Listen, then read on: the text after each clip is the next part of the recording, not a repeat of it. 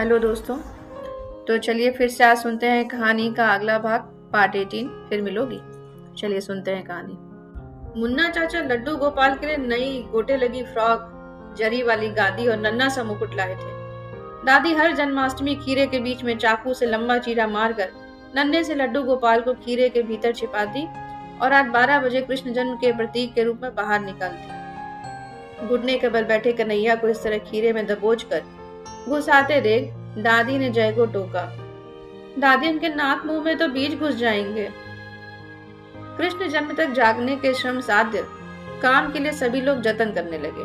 नींद भगाने के कई तरीके थे। जय और विजय नीरज भैया के साथ शहर की दही लूट देखने चले गए। दही हांडी घर से बहुत दूर बाजार में थी। आशी का मन भी उनके साथ जाने का था, मगर सुनसान रास्ते पर आधी रात दही हांडी के हुल्लड़ में लड़की जात को भेजने कोई तैयार नहीं था।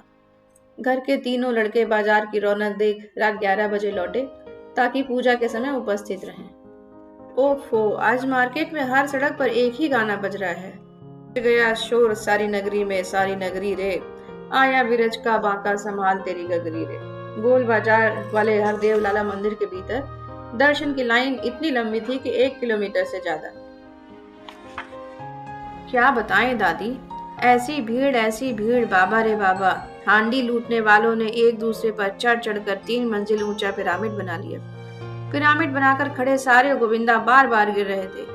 लड़कों ने कान्हा जी जैसी येलो धोती और सफेद मोतियों की लंबी लंबी माला पहनी थी। रोड के आजू बाजू की बिल्डिंग से लोग उन पर पानी फेंक रहे थे। एक कृष्णा ने तो अपनी बॉडी को पूरा ब्लू कलर किया था। लोग कन्हैया के ऊपर पानी फेंक रहे थे तो उनका आधा रंग धुल गया। अरे हाँ, एक लड़का बलराम भी बना था। इतनी देर से कुड़ी बैठी आशी जिज्ञासा न रोक पाई। तुम्हें कैसे पता कि वो बलराम बना था? विजय ने स्पष्ट किया। अरे, मोर पंख लगे मुकुट वाले जो ब्लू थे वो कान्हा और दूसरे विदाउट मोर पंख मुकुट वाले बलराम। क्योंकि 2 लोगों ने मुकुट पहने थे, बाकी लोग धोती कुर्ते में ग्वाले बने थे। आशी ने विजय का मजाक उड़ाया। उद्धव और माधव से नहीं मिले? जय और विजय आशी के किसी भी तंज से बेअसर अपनी कहानी शुरू रखते हैं। सही भी है, अति प्रसन्नता में इंसान तुच्छ बातों को तवज्जो नहीं देता। आशी ने दादी के गले में बाहें डाली। दादी, अगले साल मैं भी जाऊंगी दही लूट देखने। दादी ने दुलार से समझाया। देख, वसुधा दीदी गई क्या? नीरज के डर से वो जिद भी नहीं करती। तू कहाँ लड़कों की धक्का मुक्की झुंड में जाएगी बेटा? सड़क पर कितने लफंगे भी गोविंदा गोविंदा चिल्लाते निकलते हैं, हुल्लड़ करते हैं, भगवान का नाम बदनाम करते हैं। आशी फिर चुप जय की बातें सुनने लगी। गोल चौक के बड़े मंदिर में कृष्ण जी की झांकी फूलों से सजी थी। आशी के लिए उस दृश्य को सजीव करने जय विजय आंगन में गोविंदा गोविंदा करते दौड़ते। आशी अपना दुख छिपाए उन्हें दौड़ते देख रही थी, जैसे दोनों लड़के आकाश कुसुम उड़ा लाए। तुलसी चौरे के चारों तरफ आंगन में इस तरह दौड़कर परिक्रमा करते हुए विजय एकाएक थम गया। और सुनो, हमने 2 घंटे में कम से कम 10 हंडियां लुटती देखी। 100 हंडियां लुटती देखी। आशी ने अनुमान लगाया, यदि 100 बता रहे हैं तो 50 हांडी तो रही ही होंगी। रात 12 बजे की ओर घड़ी के बढ़ते कांटे देखकर घर में भजन की अघोषित प्रतियोगिता का आयोजन हो गया। दादी ने पहले मुन्ना चाचा को बोलकर आले में धूल खाती ढोलकी उतरवा ली थी।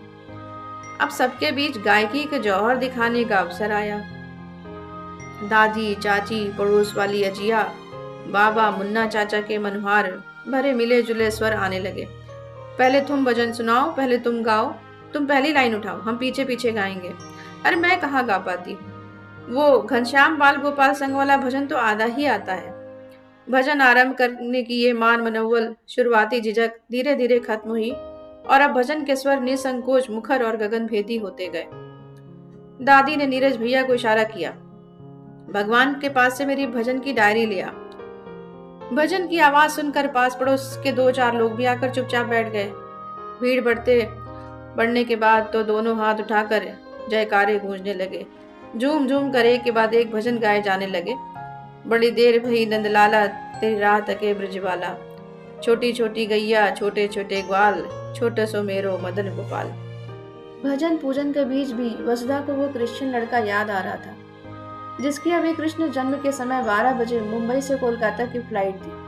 जिसके सरल मन की शुक्ला परिवार की दुनिया में कोई कीमत नहीं है, क्योंकि उसके घर में जन्माष्टमी का व्रत नहीं होता। उसका पूरा खानदान भी चर्च जाना छोड़ दे, तब भी बाबा वसुधा की मौत या आशीष से शादी में से किसी एक को चुनना पड़े तो वसुधा की मौत चुनेंगे। नीरज भैया तो उस लड़के का मर्डर कर पूरी जिंदगी जेल में गुजार लेंगे। एक क्रिश्चियन लड़का, उसमें भी ईस्ट साइड का घोर नॉन वेजिटेरियन पहाड़ी, जिसे ढंग से हिंदी बोलना नहीं आता, का इस जन्म में तो वसुधा से पाणी ग्रहण नहीं हो सकता। बाबा और नीरज भैया क्या मुंह दिखाएंगे? मुन्ना चाचा चाची, अजिया, पड़ोसी इंद्र अंकल, अंशुल भैया, इन सबको। वसुधा किसी क्रिश्चियन लड़के के संग भाग गई। फर्नांडिस सुनते ही वर्धा में ऐसा ब्लास्ट होगा जिसमें शुक्ला जी का पूरा घर उजड़ जाएगा। जन्माष्टमी की रात भजन सुनते हुए वसुधा सोच रही थी, हे कृष्णा, काश मैं क्रिश्चियन होती, काश उसका नाम मैरी, मारिया या जूली होता। क्या फर्क पड़ता कि जिस बिल्डिंग में खड़े होकर ऊपर वाले प्रार्थना करते हैं उस बिल्डिंग का नाम मंदिर है या चर्च। इस घटिया दुनिया को क्या करना है दो लोग यदि एक साथ जीवन गुजारना चाहते हैं। कृष्ण जन्म का समय होते ही घंटी, शंख, थाली, चम्मच बजाते भारी शोर के बीच दादी ने खीरे से बाहर झांकते घुटने के बल बैठे प्यारे कान्हा, जो अभी भी एक हाथ में लड्डू पकड़े बैठे थे, को घुटन भरे कैद खाने से निकाल लिया। पीतल की मूर्ति पर खीरे के बीज चिपके हुए थे। पूजा के मंदिर में हर दिन दिखने वाली यह मूर्ति आज सचमुच नवजात शिशु की भांति अबोध लग रही थी। बाल गोपाल की कौतुक भरी आंखें जैसे पूजा की जगमगाहट देख रही थी। वसुधा के मन में आया कि दोनों हाथ बढ़ा अभी किशन कन्हैया को गोद में उठा ले और पूछे, माखन चोर, मुझे क्रिश्चियन घर में पैदा कर देता या उस लड़के को ब्राह्मण का जन्म देता? तुम तो जानते हो ना वो कितना प्यारा है। पूजा संपन्न होने के बाद आधी रात मुन्ना चाचा स्कूटर में 2 राउंड में सभी को लाद कर अपने घर लौट गए। आशी जिद करके रुक गई। रात में बिस्तर पर लेटे हुए आशी दादी से लगातार सवाल कर रही थी, दादी, कृष्ण जी एक बार मथुरा जाने के बाद फिर गोकुल क्यों नहीं लौटे? क्या उनको राधा जी की याद नहीं आई? वसुधा इस सवाल का जवाब तलाश रही थी। कृष्ण को राधा की याद तो आई होगी, शायद राधा से ज्यादा जरूरी मथुरा के लोगों का कल्याण लगा होगा। सबकी खुशी के आगे एक इंसान की खुशी छोटी बात हो जाती होगी। क्या सब लोगों को मिलकर एक इंसान की खुशी का ध्यान नहीं रखना चाहिए? अगले दिन गोंदिया से पूनम का फोन आया, मैं और सना परसों हॉस्टल पहुंच रहे हैं, तू कब आ रही है? वसुधा 5 दिन बाद नागपुर जाने वाली थी, मगर अब घर में मन नहीं लग रहा था। हॉस्टल के रूम नंबर 204 में बिस्तर पर घंटों अकेले शांत पड़े रहने की सुविधा थी। यहाँ दिन भर माँ और दादी में तनातनी चलती है। नीरज भैया भी हॉस्टल से आया हुआ है। माँ के पास सुनाने के लिए मुन्ना चाचा की मक्कारियां, चाची का झूठ, दादी का कपट और बाबा के दबाव की कहानियां थी, जो वसुधा अनगिनत बार सुन चुकी थी। वसुधा अगले दिन ही क्लास का बहाना करके वर्धा से निकल गई। हॉस्टल के कमरा नंबर 204 में घुसते ही रेवा ने बताया, मालूम है मैंने कोचिंग में टॉप किया। जो लड़का सेकंड आया है ना, वो मुझसे बहुत पीछे है। देख, मेहनत करो तो भगवान फल देता है। मैंने जी जान लगा दिया था इस लास्ट टेस्ट के लिए। रेवा और भी बहुत कुछ बताती जा रही थी, मगर वसुधा को सिर्फ उसके होंठ हिलते दिख रहे थे, सुनाई नहीं दे रहा था। रेवा की बातों से वसुधा का सर भारी होने लगा। रेवा में इतनी समझ भी नहीं थी कि समझ सके कि सामने वाले को उसकी बातों में कोई रुचि नहीं है। कमरा नंबर 203 में अभी ताला लगा है। अंजलि ने बताया कि पूनम और सना कुछ खरीदने मार्केट गए। वसुधा आंखों के ऊपर चुन्नी डालकर चुपचाप लेट गई। थोड़ी देर बाद रूम के बाहर से सना की आवाज आई, वसुधा। वसुधा बाहर निकली तो पूनम और सना ने एक साथ उसे गले लगा लिया, जैसे बरसों बाद मिल रहे हों। रेवा ने रूम के भीतर से ये देखा। उसने शायद कभी भी किसी को गले नहीं लगाया था। उसे लोग दिखते हैं, रिश्ता समझ नहीं आता।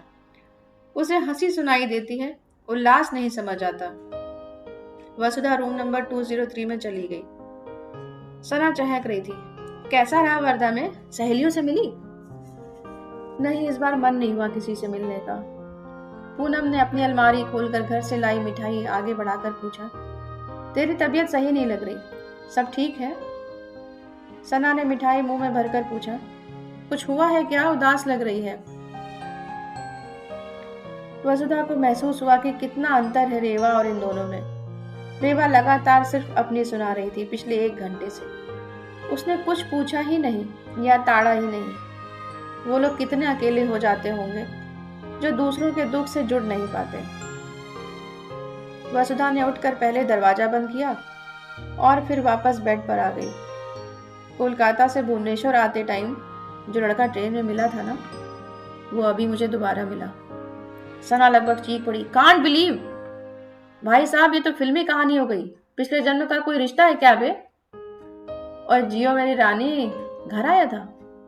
पागल है क्या? उसे तो मेरा नाम तक नहीं मालूम, तो एड्रेस का खाक पता होता कि घर पहुंच जाए। मैं अभी 2 दिन पहले क्लर्क एग्जाम का पेपर देने अकोला जा रही थी, तो वो फिर ट्रेन में मिला। पूनम की आंखें फट गई। नहीं यार, झूठ मत बोल। ऐसा तो नहीं कि तू हमें कोई इमेजिनरी कहानी सुनाकर बेवकूफ बना रही है? ऐसा तो नहीं कि तूने कोलकाता वाली जर्नी में ही उससे उसका नंबर ले लिया हो और फिर जानबूझकर तेरी अकोला वाली जर्नी के दिन की टिकट उसने भी बुक करा ली हो और अब आगे तू कोई डिसीजन लेने वाली है तो हमको शामिल कर रही है? सुधा झुंझला गई। पागल है तू। वो मुझे अचानक मिला फिर से। बाबा की कसम, अब इससे बड़ी कसम नहीं खा सकती। मैं वर्धा से ट्रेन में चढ़ने के बाद अपनी सीट पर बैठी ही थी कि वो भी स्टेशन से कुछ सामान खरीद कर पीछे वाली एसी बोगी में जा रहा था और उसकी नजर मुझ पर पड़ गई। सना की आंखें अचंभे से फट गईं। बाप रे, मिरेकल! सुनने से ही गूज बम्स आ रहे हैं। तुम लोग पिछले जन्म के रोमियो जूलियट हो क्या बे? ये तो गजब की कहानी है। तुझे सामने देखकर लड़का तो बावला हो गया होगा और तू शॉक्ड। हाँ, समझ तो दोनों को आ रहा था कि दोनों शॉक्ड और खुश हो गए। पूनम ने वसुधा का हाथ पकड़ लिया। बहन, क्या तू दूसरी मुलाकात में भी वो उतना ही सुंदर दिख रहा था? वसुधा हंसी। हाँ रे। सना ने छाती पर हाथ रखा और अपने बिस्तर पर गिर गई। हाय, मैं मर जाऊंगा। पूनम की उत्सुकता चरम पर पहुंच गई। अब तो तुम दोनों ने एक दूसरे के घर का फोन नंबर ले लिया होगा ना? नाम पूछ लिया ना? वसुधा ने बताया, नाम तो पूछ लिया मगर फोन नंबर नहीं मांग पाई। आशीष फर्नांडिस नाम है उसका। नीरज भैया के बेस्ट फ्रेंड की बहन प्रिया दीदी संग में थी, तो मैं क्या फोन नंबर लेती या देती। सना झुंझला गई। साला नाम भी ऐसा, my name is Anthony Don Zappa type. चल, अब कॉपी के आखिरी पन्ने में फ्लेम खेलते समय वसुधा और आशीष में काफी लेटर्स कटेंगे। लड़के का सरनेम फर्नांडिस कितना लंबा है वे? वसुधा शुक्ला, आशीष फर्नांडिस। वसुधा, तुझे किसी भी तरह उससे कांटेक्ट का कोई तरीका ले लेना चाहिए था यार। यदि वो तुझसे मिलना भी चाहे तो वर्धा में कैसे ढूंढेगा या कैसे फोन करेगा? सुन, तू तो आशीष से मिलकर फिदा हुई है, लेकिन मैं तो जीजू से बिना मिले ही दिल दे बैठी हूँ। वैसे तेरे नाम की जगह मेरा नाम सना संग आशीष भी अच्छा लग रहा है सुनने में। वसुधा, तुझे किसी भी तरह उस प्रिया दीदी की नजर से बचकर अपने हॉस्टल का फोन नंबर पकड़ा देना था। देखा नहीं अपने हॉस्टल में कितनी लड़कियों के बॉयफ्रेंड जुगाड़ बना बना कर फोन करते हैं? कम से कम बात तो कर पाते दोनों। तू न सही मैं ही अफेयर चला लेती यार। वसुधा ने मायूसी से कहा, फोन पर बात करने से अटैचमेंट बढ़ेगा, मिलने का मन होगा, कभी सच ना हो सकने वाले सपने देखूंगी। उसका हाईली एजुकेटेड होना, अच्छी job, handsome personality, well behaved होना या मुझे प्यार करना सब हल्के हो जाते हैं उसके सरनेम के आगे। हमारी शादी तो दूर, मेरा किसी क्रिश्चियन लड़के से अफेयर है जानकर ही बाबा हमेशा के लिए मुझे छोड़ सकते हैं। मेरी बुआ ने ठाकुर लड़के से शादी की। फूफा जी बहुत सज्जन व्यक्ति हैं। इस बीच मेरे दादाजी मतलब उनके पिता की डेथ हुई, तब भी बुआ को घर से भगा दिया गया था। दादाजी ने खुद कह दिया था कि मेरे मरने की खबर भी मत करना गुड्डी को। बुआ ने एक बार घर छोड़ा, उसके बाद दादी, बाबा, दादा, मुन्ना, चाचा, किसी ने फिर गुड्डी बुआ का नाम तक जबान पर नहीं लाया।